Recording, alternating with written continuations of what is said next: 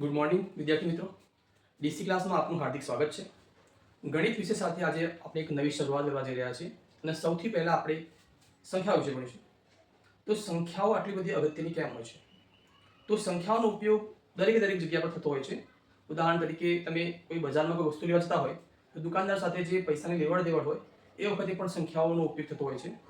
તમે કોઈ રિક્ષાનું ભાડું પૂછો તો એમાં પણ સંખ્યાઓનો ઉપયોગ થતો હોય છે.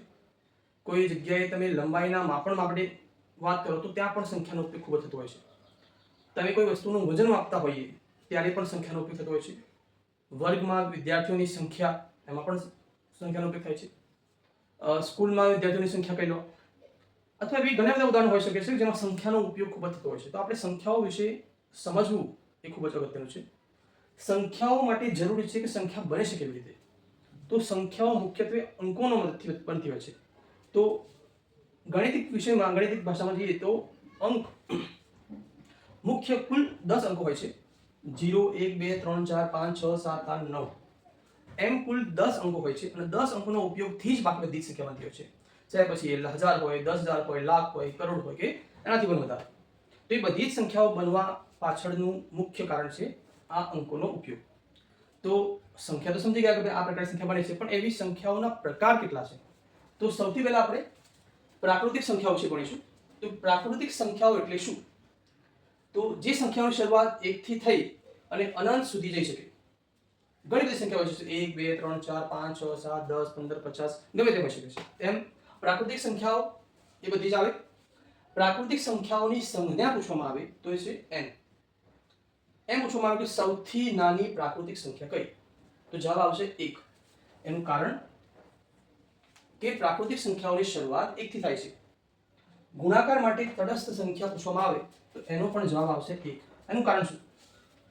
જો કોઈ પણ સંખ્યા હોય, કોઈ પણ સંખ્યા એનો ગુણાકાર જો 1 સાથે કરવામાં આવે તો એ સંખ્યા પોતે આપશે એનો જવાબ.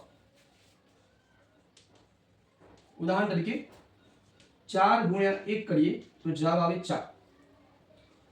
10 ગુણ્યા 1 કરીએ તો જવાબ આવે 10.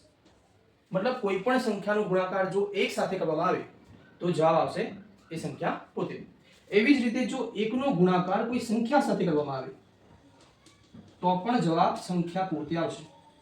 જેમ કે 1 ગુણ્યા 4 બરાબર 4 યા 1 ગુણ્યા 10 બરાબર 10 જ.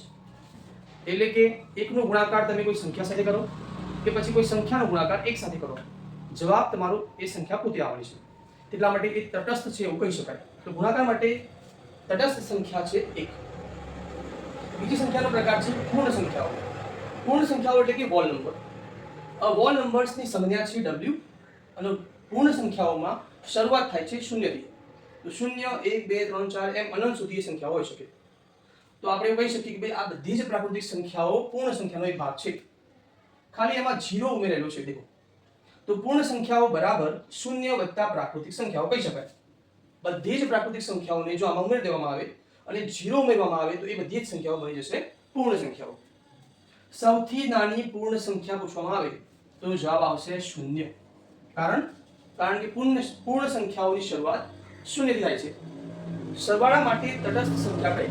તો જવાબ આવશે 0. Same as it is. કારણ એનું એક છે કે કોઈ પણ સંખ્યા હોય એ સંખ્યાનો સરવાળો 0 સાથે કરવામાં આવે તો જવાબ આવશે એ સંખ્યા પોતે. જેમ કે 4 વત્તા 0 તો જવાબ આવશે 4, અથવા 10 વત્તા 0 તો પણ જવાબ આવશે 10. કોઈ 0 નો સરવાળો કોઈ સંખ્યા સાથે કરવામાં આવે તો પણ જવાબ આવશે તે સંખ્યા પોતે. એટલે કે 0 વત્તા 4 કરો તો પણ જવાબ 4 આવે, 0 વત્તા 10 કરીએ તો પણ જવાબ આવશે 10. આવી રીતે કહી શકાય કે 0 એ સરવાળા માટે તટસ્થ સંખ્યા છે અને 1 એ ગુણાકાર માટે તટસ્થ સંખ્યા છે. ત્યારબાદ પૂર્ણાંક સંખ્યાઓ વિશે સમજીએ. પૂર્ણાંક સંખ્યાઓને ઇન્ટીજર્સ નંબર્સ કહેવામાં આવે છે, જેની સંજ્ઞા છે z. પૂર્ણાંક સંખ્યાઓની શરૂઆત કોઈ એક પર્ટિક્યુલર સંખ્યાથી નથી થતી, પણ એમ સમજો કે અનંત, જેમાં કઈ કઈ સંખ્યાનો સમાવેશ થાય? મુખ્ય ઋણ સંખ્યાઓ, ધન સંખ્યાઓ અને શૂન્ય.